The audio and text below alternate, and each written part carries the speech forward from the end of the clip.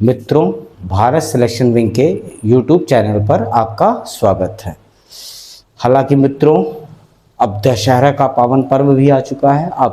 आपको इसकी हार्दिक बधाइयाँ, शुभकामनाएं। ठीक, और जैसा कि आपको पता ही है, भारत सिलेक्शन विंग में यूपी टेट की नई क्लासेस स्टार्ट की जा रही हैं, जिसका टाइम है मॉर्निंग में 7 बजे से लेकर 10 बजे तक, और इवनिंग बैच जो है वो 4 बजे से लेकर 7 बजे तक चलेगा। यह बैच जो है 3 अक्टूबर को ही स्टार्ट हो रहा है मित्रों। और अगर आप इस बैच में अपना रजिस्ट्रेशन कराना चाहते हैं तो जल्द से जल्द आप भारत सिलेक्शन विंग आकर अपना रजिस्ट्रेशन करा सकते हैं। मित्रों, आज हमारा जो टॉपिक है वो हम लोग मोनेरा किंगडम पढ़ेंगे, जिसके अंतर्गत हमें जीवाणु पर चर्चा करनी है। ठीक, तो अब हम लोग शुरू करते हैं।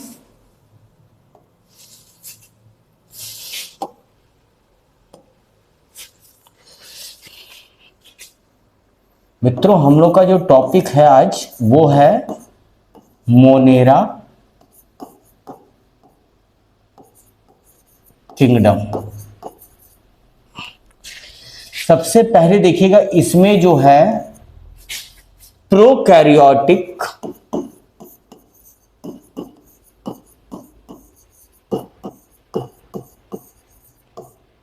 जीव शामिल किए जाते हैं। इसके अंतर्गत वे सभी जीव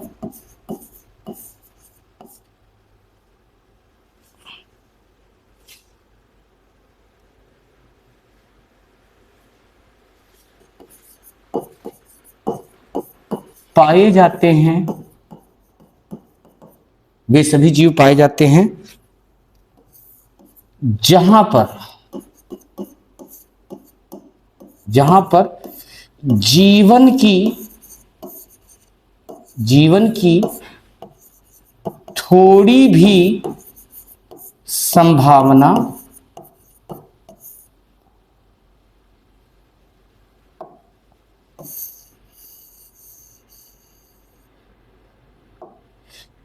जहां पर जीवन की थोड़ी भी संभावना मौजूद होती है।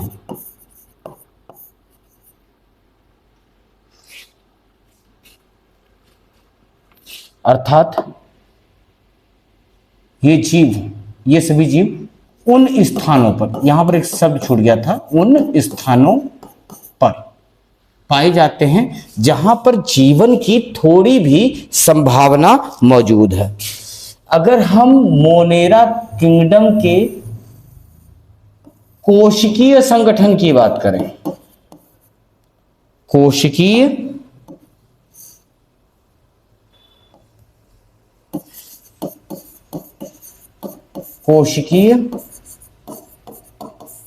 संगठन की बात करें तो इनका कोशिकीय संगठन प्रोकैरियोटिक जीवों के समान होता है, या प्रोकैरियोटिक जीवों की तरह होता है। इसका मतलब क्या है? इनका जो कोशिकीय संगठन है वो जीव द्रव्य में बिखरा रहता है,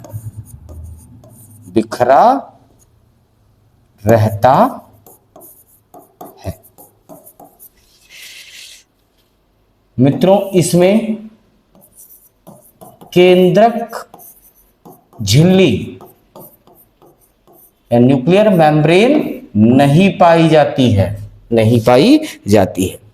अगर हम मोनेरा किंगडम के वर्गीकरण की बात करें तो इसमें 4 वर्गीकरण आपको देखने को मिलेंगे, मतलब इसका 4 क्लासिफिकेशन करेंगे तो 4 आपको दिखेंगे। अगर मित्रों इसका अगर हम क्लासिफिकेशन करें तो इसमें हमको 4 दिखेंगे। कितने दिखेंगे? 4, जिसको हम आगे के पन्ने पर देखते हैं। इसके पहले आप इसका एक स्क्रीनशॉट ले सकते हैं मित्रों। मित्रों अब आप लोगों ने स्क्रीनशॉट ले लिया होगा, तो हम अब आगे बढ़ें।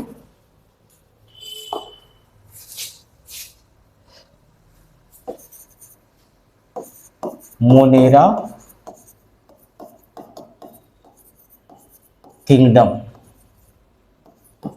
के वर्गीकरण की बात कर रहे हैं, वर्गीकरण की बात कर रहे हैं। तो इसमें आपको 4 दिखेंगे। कितने दिखेंगे मित्रों? 4। कितने दिखेंगे? 4। पहला देखिए, तो पहला तो आपका जीवाणु है, जिसे हमें पढ़ना ही पढ़ना है, ध्यान रखिएगा। दूसरा आपका एक्टिनोमाइसीटीज।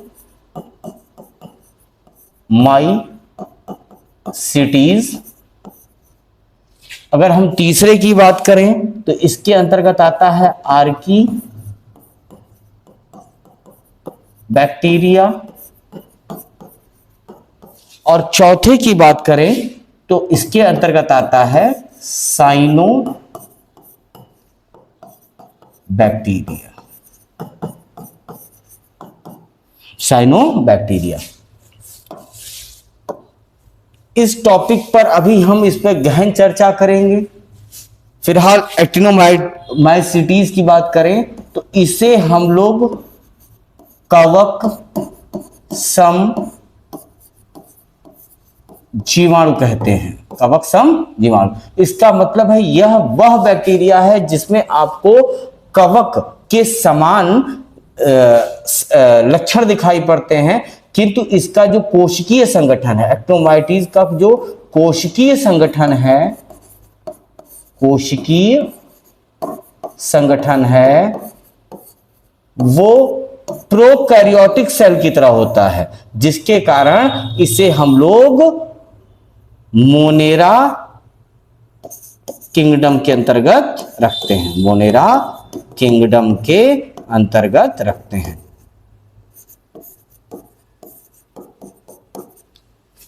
वहीं पर आर्की बैक्टीरिया की बात करें तो इसे हम लोग प्राचीनतम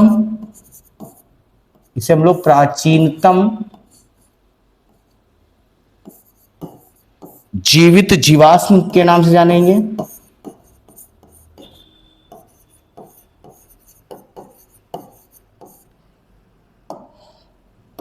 वहीं पर यदि हम साइनोबैक्टीरिया की बात करें तो इसे हम लोग बोलते हैं पृथ्वी का सफलतम जीवधारियों का समूह।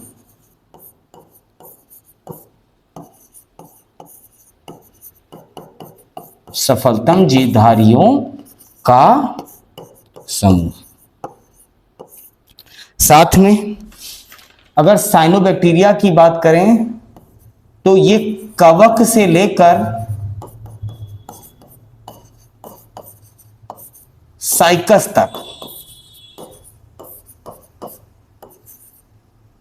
साइकस तक सभी के साथ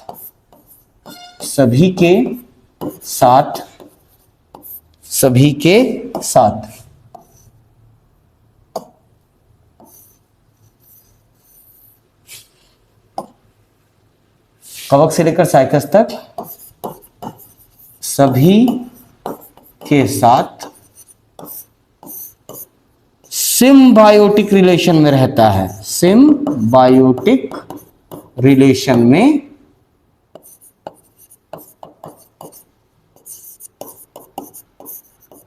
रहता है, सिम्बायोटिक रिलेशन में रहता है। तो मित्रों जैसा मोनेरा किंगडम के अंतर्गत हमने आपको बता ही दिया कि वर्गीकरण करेंगे तो इसके अंतर्गत आपको 4 दिखेंगे। जीवाणु दिखेगा जिसे हम बैक्टीरिया बोलते हैं, एक्टिनोमाइसीटीज, आर्की बैक्टीरिया और साइनोबैक्टीरिया। आर्की जब हम बात करते हैं एक्टिनोमाइसीटीज की तो ये कवक सम जीवाणु है, अर्थात इनके जो लक्षण है वो कवक के समान होते हैं, किंतु इसका जो कोशिकीय संगठन है ये प्रोकैरियोटिक सेल की तरह होता है। इस कारण इसे हम लोग मोनेरा किंगडम के अंतर्गत रखते हैं। वहीं आर्की बैक्टीरिया की बात करें तो यह प्राचीनतम जीवित जीवाश्म के अंतर्गत रखा जाता है। और साइनोबैक्टीरिया की बात करें तो यह पृथ्वी का सफलतम जीवधारियों का जो समूह है वो साइनोबैक्टीरिया है। साइनोबैक्टीरिया कवक से लेकर साइकस तक सभी के साथ सिम्बायोटिक रिलेशन में रहता है। प्रश्न उठता है सिम्बायोटिक रिलेशन क्या है? तो जब दोनों एक दूसरे को फायदा पहुंचाएं तो उस रिलेशन को हम क्या बोलते हैं? Symbiotic relation. क्या बोलते हैं? Symbiotic relation. मित्रों, अब मेरी बात आपको समझ में आ रही होगी। कल से तो आपका टॉपिक्स बहुत अच्छे से हो चुके हैं, जैसा कि वायरस, और दूसरा टॉपिक आप मोनेरा किंगडम के अंतर्गत है।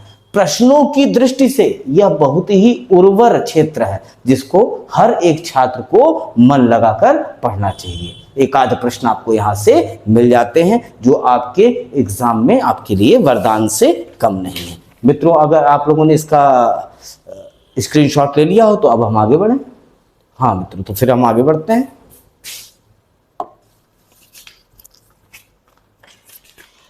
अब हम बात करते हैं मित्रों जीवाणु की। हम लोग बात करते हैं जीवाणु की। तो सबसे पहले ये हरित लवक रहित होते हैं, मतलब इसमें हरित लवक नहीं पाया जाता है।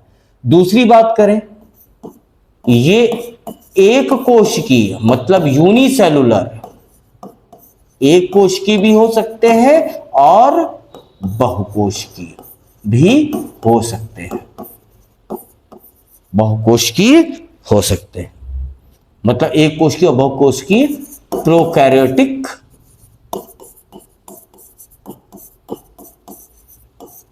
ठीक सूक्ष्म जीव इसके अंतर्गत शामिल किए जाते हैं।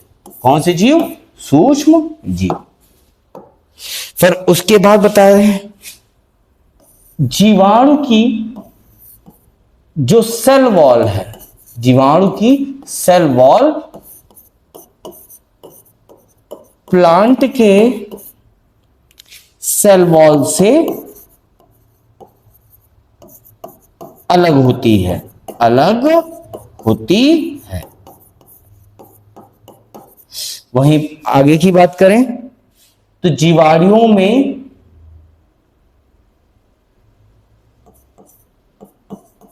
बैक्टीरियो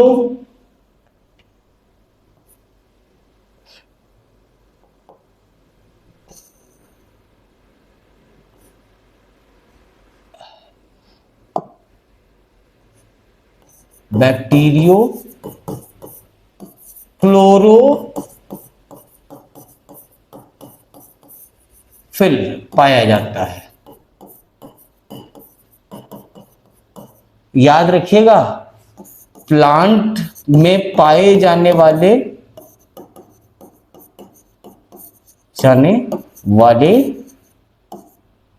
क्लोरोफिल से यह अलग होता है, अलग होता है। जीवाणु इसी के माध्यम से सूर्य के प्रकाश की उपस्थिति में भोजन का निर्माण करते हैं। जीवाणु की यदि हम खोज की बात करें,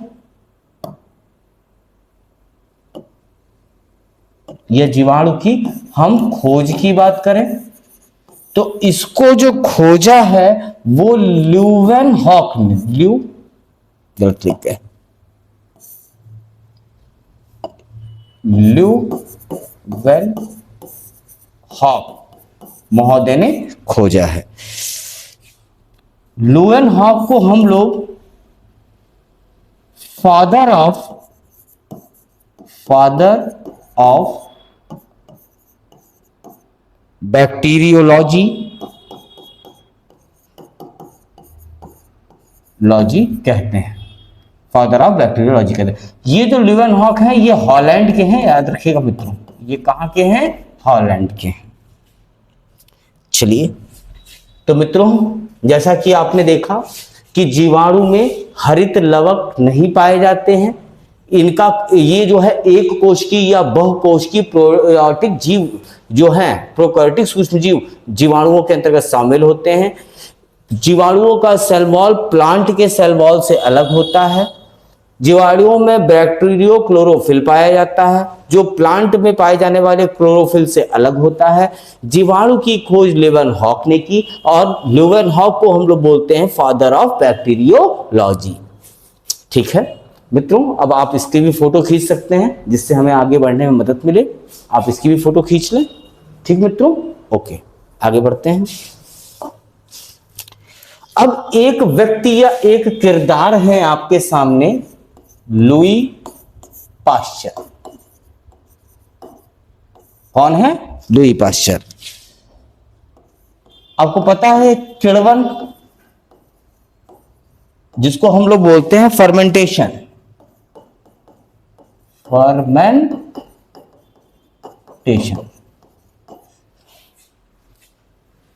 पर इन्होंने वर्क किया है और बताया क्या कि ये किण्वन होता किसके द्वारा है। ये तो इसका कारण भी कौन है? जीवाणु। ये फर्मेंटेशन किसके द्वारा होता है? जीवाणुओं द्वारा होता है।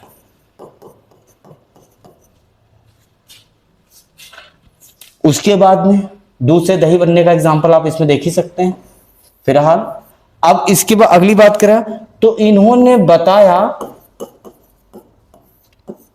कि पदार्थों का सड़ना तथा अनेक रोगों का जो कारण है, वह कारण भी कौन है? जीवाणु। कौन है? जीवाणु।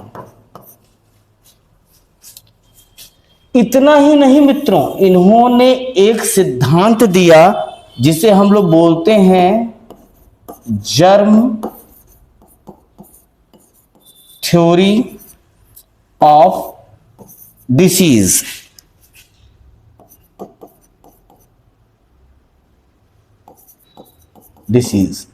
ठीक है, अर्थात रोगों का जर्म मत। तो रोगों का जर्म मत किसने दिया है मित्रों? लुई पाश्चर ने। जैसा कि आप देख रहे हैं मित्रों कि भैया लुई पाश्चर महोदय ने किण्वन पर वर्क किया है, फर्मेंटेशन पर वर्क किया है, और इसका भी कारण उन्होंने किसको बताया है? जीवाणुओं को बताया है।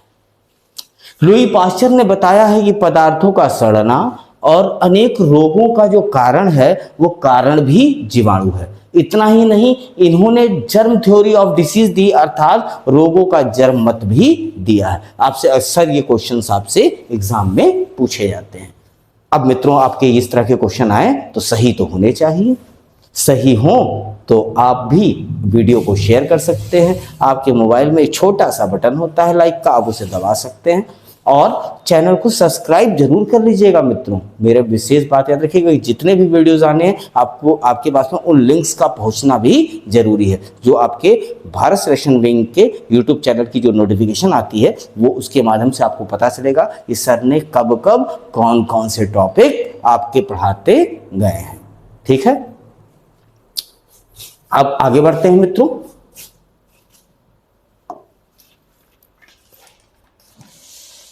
अब एक व्यक्ति हैं आपके रॉबर्ट कोच, नाम तो सुना ही होगा, रॉबर्ट कोच। तो रॉबर्ट कोच, इन्होंने क्या बताया? इन्होंने बताया चौपायों में होने वाला एंथ्रेक्स रोग। चौपायों में होने वाला एंथ्रेक्स रोग में होने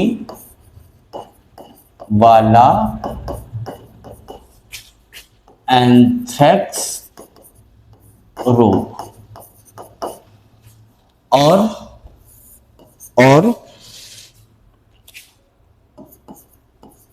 मनुष्य में, मतलब ह्यूमंस में होने वाला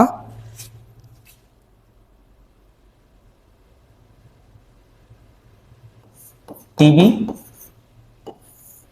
क्षय रोग जिसे हम बोलते हैं, और हैजा, हैजा, इन सब का कारण इन्होंने किसको बताया है? जीवाणु। किसको बताया है? जीवाणु को। रॉबर्ट कोच ही मित्रों वो पहले व्यक्ति हैं। रॉबर्ट कोच ने सर्वप्रथम जीवाणु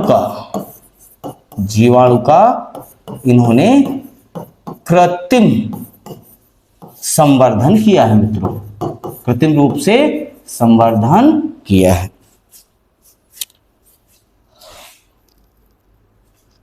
एक व्यक्ति है मित्रों लिस्टर। कौन से व्यक्ति हैं? लिस्टर। और लिस्टर ने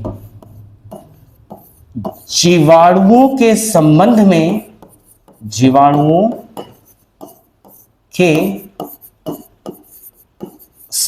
में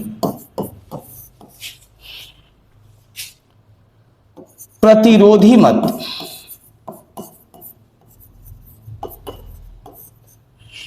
जिसे हम लोग बोलते हैं एंटी सेप्टिक थ्योरी,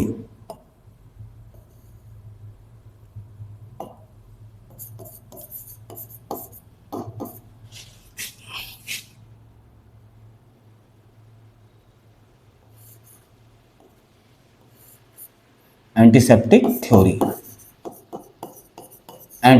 थ्योरी दी है। अब मित्रों ये तो पता ही होगा आप लोगों को कि जीवाणुओं का यदि हमको अध्ययन करना हो तो वो हम किसके अंतर्गत करेंगे? तो मित्रों ये तो आपको पता ही है, बैक्टीरियोलॉजी। बैक्टीरियोलॉजी के अंतर्गत हम इसका अध्ययन करते हैं। तो मित्रों आप इसका भी एक स्क्रीनशॉट ले लें जिससे आपको पढ़ने में कोई दिक्कत ना हो। मित्रों चिंता ना करिए, अभी आपको इस हर एक चीज को फिर से रिवाइज भी करवा देंगे जिससे आपका पहली बार और अंतिम बार में ही आपका सब कुछ तैयार हो जाए, बार बार एक चीज पर कार्य करने की आवश्यकता ना पड़े। मगर अगर दिक्कत पड़े तो वीडियो जरूर देख लीजिएगा, ठीक है? ठीक, आगे बढ़ते हैं। अब हम जीवाणु में पोषण की बात करेंगे। हम लोग जीवाणु में पोषण की बात करेंगे। तो पोषण तो मित्रों दो प्रकार से होता है। एक होता है स्वपोषी, ठीक है? एक होता है मित्रों विषमपोषी।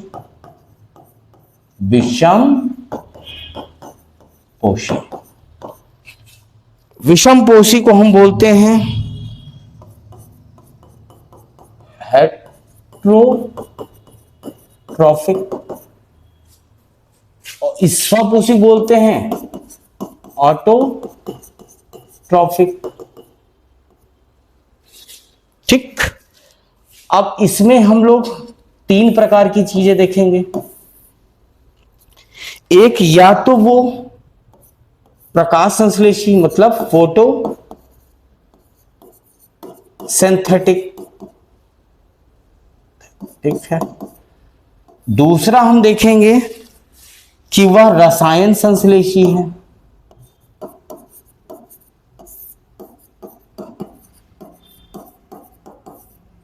और तीसरा जो हम इसमें देख सकते हैं स्वपोषी में हमें दो ही देखने,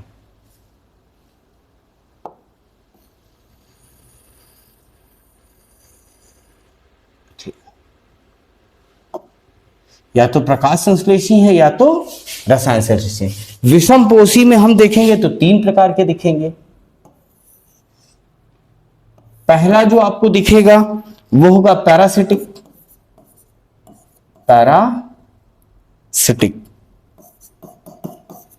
इसका मतलब होता है परजीवी। दूसरा जो हम देखेंगे इसके अंतर्गत वो है सहजीवी, सिम्बायोटिक। और तीसरा हम लोग देखेंगे मृतोपजीवी। जीवी, जिसे हम लोग बोलते हैं स्पैरोफैटिक।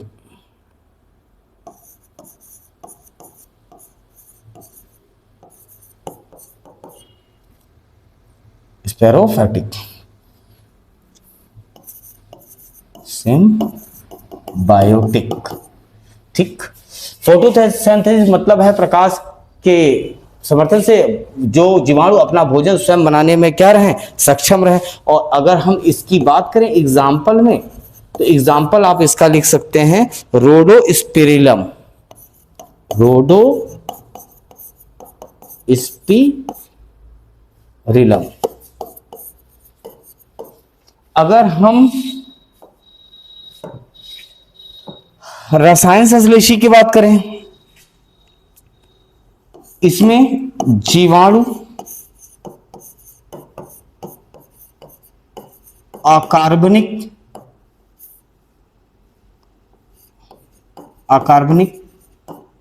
पदार्थों के ऑक्सीकरण से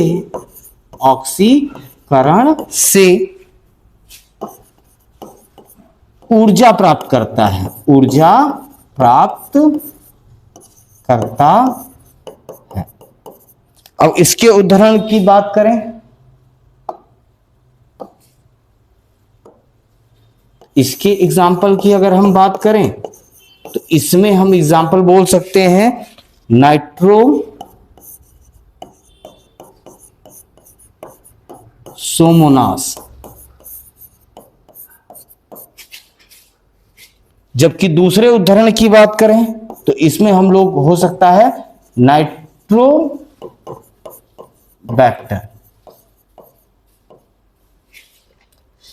अब विषमपोषी की बात करते हैं। स्वपोषी स्वयं पर निर्भर, विषमपोषी दूसरे पर निर्भर।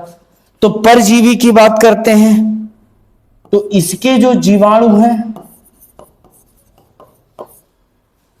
दूसरे जीव पर आश्रित हैं।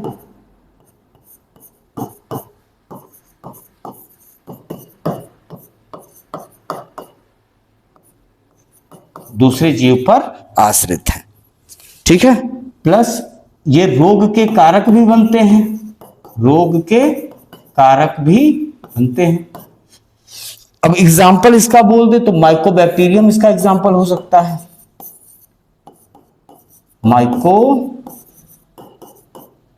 बैक्टीरियम। अब आप जानते हैं टीबी होने का कारण कौन सा जीवाणु है, तो हम लोग वहां पर बोलते हैं माइक्रोबैक्टीरियम ट्यूबरकुलोसिस। सहजीवी की बात करते हैं, तो अगर इसके उदाहरण की बात करें तो हम लोग राइजोबियम का एग्जांपल ले सकते हैं। राइजोबियम, इसमें याद रखिएगा तो सहजीवी संबंध मतलब एक दूसरे को फायदा पहुंचाना है, नुकसान नहीं पहुंचाना है। मतलब जीव जो है एक दूसरे को फायदा पहुंचाएंगे, नुकसान नहीं पहुंचाएंगे। और मृतोपजीवी का अर्थ होता है कि मरे हुए वह जीवाणु जो मरे हुए जीव पर से अपना एनर्जी प्राप्त करते हैं। और इसके एग्जाम्पल की बात करें तो हम इसमें लिख सकते हैं लैक्टोबैसिलस।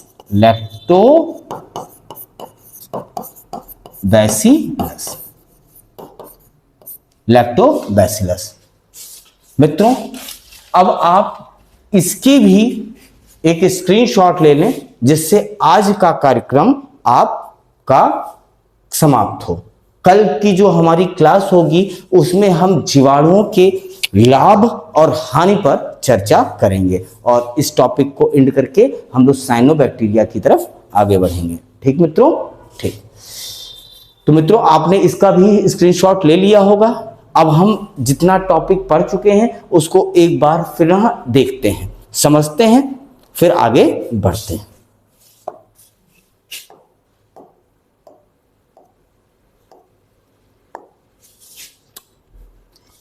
मित्रों, हम लोग मोनेरा जगत की बात कर रहे थे। हम लोग किसकी बात कर रहे थे? मोनेरा जगत की। तो मोनेरा जो जगत है इसमें प्रोकैरियोटिक जीव शामिल होते हैं। मित्रों याद करिए, आपको क्लास में प्रोकैरियोटिक जीव और यूकैरियोटिक जीव के बारे में पहले ही जा चुका है, और इसमें हम याद रखिएगा इसका केंद्रक जो है वो अविकसित होता है, अनडेवलप्ड होता है, और साथ में इसमें कोशिकांग नहीं पाए जाते हैं। कई अंतर आपको इसके बताए जा चुके हैं। एक बार पुरानी क्लास को पुनः देखिएगा अगर आपको कुछ दिक्कत हो रही है। फिलहाल मोनेरा किंगडम के अंतर्गत वे सभी जीव उन स्थान, मतलब ये मोनेरा किंगडम में जो जीव पाए जाते हैं वे उन सभी स्थानों पर पाए जाते हैं जहां पर जीवन की थोड़ी सी भी संभावना क्या है, मौजूद है। अब प्रश्न उठता है कि आपके मोनेरा जगत का कोशिकीय संगठन किस प्रकार का होता है, तो बोला जाएगा जैसा प्रोकैरियोटिक जीव का होता है। मोनेरा जगत का जो कोशिकीय संगठन है ये जीव द्रव्य में बिखरा रहता है। जीव द्रव्य मतलब प्रोटोप्लाज्म। प्रोटोप्लाज्म मित्रों, एक एक चीज आपको बहुत पहले अच्छी तरीके से स्पष्ट की गई है, आप जरूर देखिएगा प्रोटोप्लाज्म क्या है। मोनेरा जगत में आपके केंद्रक झिल्ली नहीं पाई जाती है। अगर हम मोनेरा जगत को बांटना चाहें तो इसको हम 4 भागों में बांटते हैं। तो 4 भाग में देखिए, पहले भाग में आपका जीवाणु आ गया, दूसरे में एक्टिनोमाइसिटीज आ गया, तीसरे में आर्कीबैक्टीरिया आ गया, और चौथे में साइनोबैक्टीरिया। अब इसमें से जीवाणु अभी हम देख ही रहे हैं। फिलहाल हम पहले एक्टिनोमाइसिटीज को देखते हैं। तो बोला गया ये कवक सम जीवाणु हैं, अर्थात इनके लक्षण कवक के समान होते हैं। किसके समान होते हैं? कवक के। अब बात करें कि इनका जो कोशिकीय संगठन है वो प्रोकैरियोटिक प्रोकैरियोटिक सेल के समान होता है, और प्रोकैरियोटिक सेल के समान होने के कारण ही इसे हम लोग किसके अंतर्गत रखते हैं? मोनेरा किंगडम के अंतर्गत रखते हैं। वहीं आर्कीबैक्टीरिया की बात की जाए, यदि आर्कीबैक्टीरिया की बात की जाए तो यहां पर आप देखेंगे कि ये प्राचीनतम जीवित जीवाश्म के अंतर्गत इसे रखा जाता है। किसके अंतर्गत? प्राचीनतम जीवित जीवाश्म के अंतर्गत आर्कीबैक्टीरिया को रखा जाता है।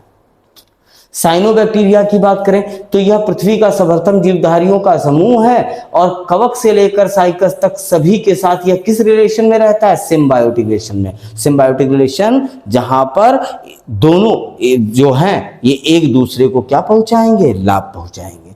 फिलहाल आगे बढ़ते हैं। जीवाणु ये हरित लवक रहित है, और इसमें जो सूक्ष्म जीव होता है वो एक कोशिकी या बहुकोशिकीय प्रोकैरियोटिक जीव होता है। फिर इसका जो जीवाणु का जो सेल वॉल है ये प्लांट सेल वॉल से अलग होता है। जो प्लांट में जो सेल वॉल पाया जाता है या कोशिका भित्ति पाई जाती है उससे अलग होता है। जीवाणु में बैक्टीरियो क्लोरोफिल पाया जाता है, ठीक, जो कि प्लांट में पाए जाने वाले क्लोरोफिल से अलग है। बैक्टीरियो क्लोरोफिल के माध्यम से ही प्रकाश संश्लेषण की क्रिया के द्वारा जीवाणु अपना भोजन का निर्माण करते हैं। जीवाणु की खोज हॉलैंड के एक व्यक्ति थे ल्यूवेनहॉक, उन्होंने की थी, और जीवाणु विज्ञान का पिता किसे बोलते हैं? ल्यूवेनहॉक को। किसे बोलते हैं? ल्यूवेनहॉक को। फिर एक व्यक्ति या एक किरदार आपके सामने आ गए, लुई पाश्चर, और इन्होंने किण्वन पर कार्य किया है और बताया क्या है कि किण्वन किसके द्वारा होता है? जीवाणु के द्वारा होता है। साथ ही में इन्होंने ये बताया पदार्थों का सड़ना या मनुष्य को होने वाले अनेक रोग, इन सब का भी कारण क्या है? जीवाणु। अर्थात यदि हमने जीवाणु कंट्रोल कर लिया तो सारी बीमारी सॉल्व हो जाएगी। आगे की बात करें, लुई पाश्चर ने ही एक सिद्धांत दिया रोगों का जर्ममत, जिसे हम लोग जर्म थ्योरी ऑफ डिसीजेस कहते हैं। आगे की बात करें तो रॉबर्ट कोच, तो इन्होंने बताया कि चौपाए मतलब जो 4 पैरों पर चलने वाले जो जानवर हैं, ठीक है, उनमें एक रोग होता है एंथ्रेक्स रोग। एंथ्रेक्स रोग का भी कारण ये किसे बता रहे हैं? जीवाणु। मनुष्यों में होने वाला टीबी या क्षय रोग या हैजा, इन सब का भी कारण उन्होंने जीवाणु को बताया है। रॉबर्ट कोच ने ही सर्वप्रथम जीवाणुओं का कृत्रिम संवर्धन किया है, ये प्रश्न बहुत पूछा जाता है।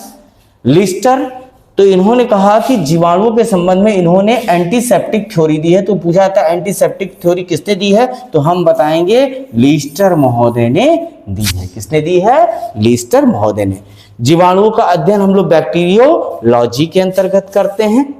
इसके बाद में जीवाणुओं में पोषण की बात की जा रही है। तो जीवाणुओं में पोषण दो प्रकार का होता है, स्वपोषी और विषमपोषी। स्वपोषी मतलब अपने भोजन का निर्माण स्वयं कर लेना, जो कि दो प्रकार का होता है। फोटोसिंथेटिक मतलब प्रकाश की प्रयोगिता में जीवाणु जब अपने भोजन का निर्माण स्वयं करता है तो उसे हम लोग क्या बोलते हैं, प्रकाश संश्लेषी। और इसका एग्जाम्पल कौन सा, रोडोस्पिरेलम, रोडोस्पिरेलम। फिर रसायन संश्लेषी, तो जीवाणु अकार्बनिक पदार्थों के आशीकरण से जब ऊर्जा प्राप्त करता है तो उसे हम लोग रसायन संश्लेषी कहते हैं। और इसका एग्जाम्पल है नाइट्रोसोमोनास और नाइट्रोबैक्टर। ठीक मित्रों, अगर विषम पोषी बताए मतलब है जो जीवाणु है वो दूसरे पर क्या है, निर्भर है अपनी ऊर्जा आवश्यकताओं की पूर्ति के लिए। तो इसमें एक होता है पैरासिटिक, तो इसमें बताया गया जीवाणु दूसरे जीव पर आश्रित है और उसके रोग का क्या बनता है, कारण। और इसमें एग्जाम्पल में बताया गया है माइकोबैक्टीरियम। इसे सहजीवी मतलब है दोनों साथ साथ रह रहे हैं, तो उसका एग्जाम्पल है राइजोबियम। फिर इसका मृतोपजीवी मतलब मरे हुए जीवों के अवशोषण पर निर्भर है, तो उसका एग्जाम्पल है आपका लैक्टोबैसिलस। मित्रों, आज की क्लास आपको कैसे लगी? अगर अच्छी लगी तो इसे शेयर जरूर करिएगा, लाइक करिएगा। इसी से और कुछ भी समस्या हो तो आप लोग कमेंट के माध्यम से हमें सूचित करिएगा। फिलहाल मित्रों, अब मैं अपने क्लास को विराम देता हूं। उम्मीद है आपको ये क्लास अच्छी लगी होगी, और अच्छी लगी होगी तो चैनल को सब्सक्राइब करिएगा और लाइक का बटन दबाना मत भूलिएगा। ठीक मित्रों, जिससे हमें भी प्रेरणा मिलती रहे इस तरह के कार्य को करने के लिए। करना तो उसके लिए है जो गांव में बैठा है, ठीक, जिसके पास संसाधनों का अभाव है, ठीक, जिस चीज के लिए कार्य कर रहे हैं। ठीक मित्रों, चलिए मित्रों, तो कल हम मिलेंगे अपने इसी टॉपिक से जुड़ता हुआ टॉपिक जीवाणु के लाभ और हानि पर। ठीक मित्रों।